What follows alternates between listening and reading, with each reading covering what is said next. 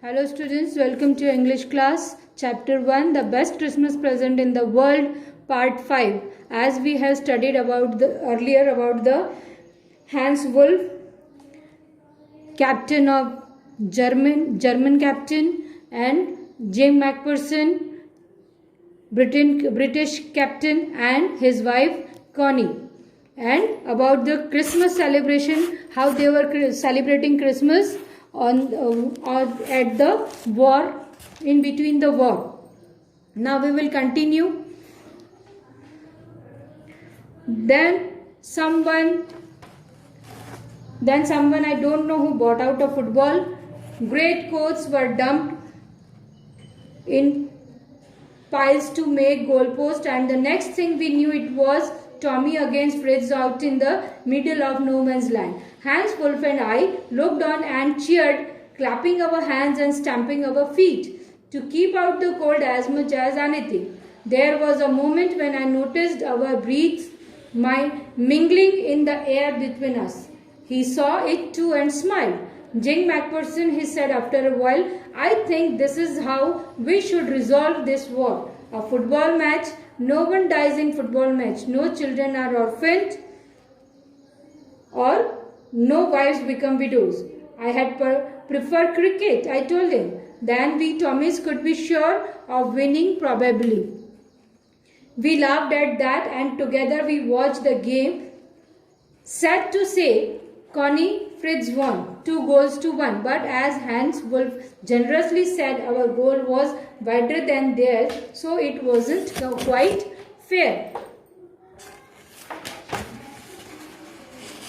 मैं नहीं जानता, जिस समय हम लड़ाई के मैदान में हम रम पी रहे थे, हम नाच रहे थे, मीट खा रहे थे, शेयर कर रहे थे, उस समय कोई बीच में से, मैं नहीं जानता वो कौन है, कि वो फुटबॉल ले आया और बड़े कोटों के ढेर लगा कर उन्होंने गोल के खंबे बनाए। और अगली बार जो हमें पता चली वो ये थी कि उन्होंने सरहद के बीच में फ्रिज विरोध टॉमी, फ्रिज वर्सेस टॉमी का उन्होंने एक मैच रखा था।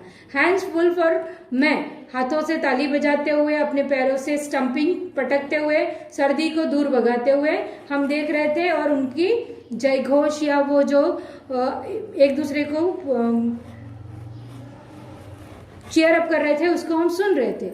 एक पल ऐसा भी आया जब मैंने देखा कि हमारी सांसें हमारे बीच जो हवा थी उसमें मिल गई थी। उसने भी ये देखा और मुस्कुराया। जिम मैकफरसन थोड़ी देर बाद उसने कहा कि मेरे विचार से इस तरीके से हमको युद्ध को समाप्त कर सकते हैं। इस तरीके से मतलब है इनका है कि फुटबॉल मैच खेल करके। फुटबॉल में कोई नहीं मरता है, और न तो कोई बच्चा अनाथ होता, न ही कोई औरत विधवा होती है। तो बदले में मैंने उससे कहा कि मुझे क्रिकेट अधिक पसंद है, और शायद अगर क्रिकेट होता तो हम श्योर थे कि हम क्रिकेट मैच जीत जाते। हम इस पर हंस पड़े और हमने साथ साथ में मैच देखा। पर कहते हुए मुझे बहुत खेद हो रहा है या दुख हो रहा है कि हम 2-1 के इस मुकाबले में वो हमसे जीत गए और हम उनसे हार गए। लेकिन उसके बावजूद भी हैंस वुल्फ ने बड़ी उदारता से कहा कि हमारा गोल जो है उनके गोल से अधिक चौड़ा था, इसलिए वो बिल्कुल भी इस बात के लिए निष्पक्ष हैं या वो इसके लिए ज्यादा खुश नहीं है। The time came and all too soon when the game was finished. The snaps and the rum and the sauces had long since run out, and we knew it was all over. I wished Hans well and told him I hoped we would see his family again soon, that the fighting would end and we could all go home. I think that is what every soldier wants on both sides. Hans Wolf said.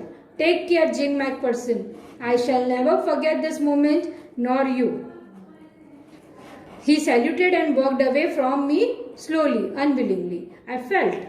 He turned to wave just once and then became one of the hundreds of grey-coated men drifting back towards their trenches. That night, back in our dugouts, we heard them singing a carol, and singing is quite beautifully. It was style-natched Silent Night. Our boys gave them a rushing chorus of While Shepherd Watched. We exchanged carols for a while and then we all fell silent. We had our times of peace and goodwill, a time it will treasure as long as I live. Dearest Connie, by Christmas time next year this war will be nothing but a distant and terrible memory. I know from all that happened today, how much both armies long for peace. We shall be together again soon. I am sure of it. Your loving Jim. और बहुत जल्दी ही खेल समाप्त होने को हो गया। तब तक जो हमारी रम थी, मसालेदार गोश्त था, सब भी समाप्त होने आ गया या खत्म होने आ गया और हम जाने लगे। सब कुछ पूरा हो गया था। मैंने हैंस को शुभकामनाएं दी और उससे कहा कि मुझे आशा है कि आप अपने बीवी बच्चों से बहुत जल्दी ही मिलेंगे और युद्ध समाप्त हो जाएगा और हम सब घर जा सकेंगे। ये मैं ऐसा सोचता हूँ।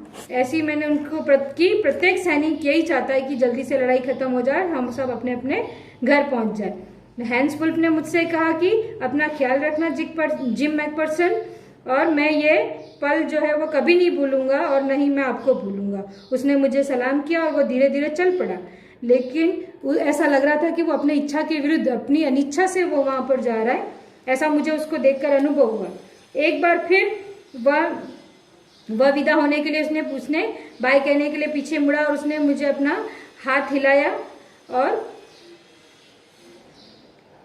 और वो जो ग्रे कोट वाला था वो सारे सैनिकों के बीच में जाकर मिल गया और वो पुनः वापस एक हो गए और अपने अपने बंग हाउस में, उनके जो बंकर बने हुए थे उसमें वापस चले गए।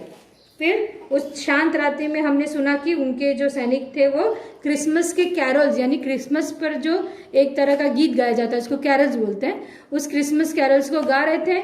उन्होंने कैरल गाया था कि नैची साइलेंट नाइट वाला, और उसके बाद हमारे जवानों ने भी वाइल्ड शेपर्ड वॉच्ड नामक समूह गीत गाया।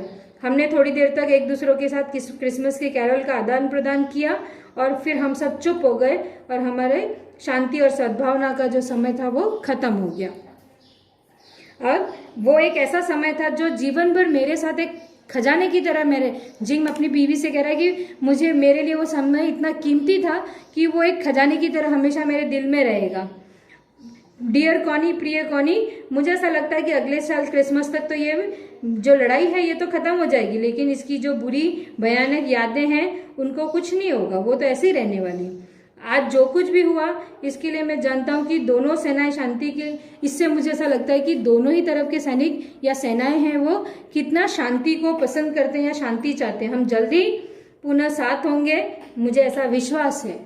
मेरी तुम्हारा प्रिय जिम।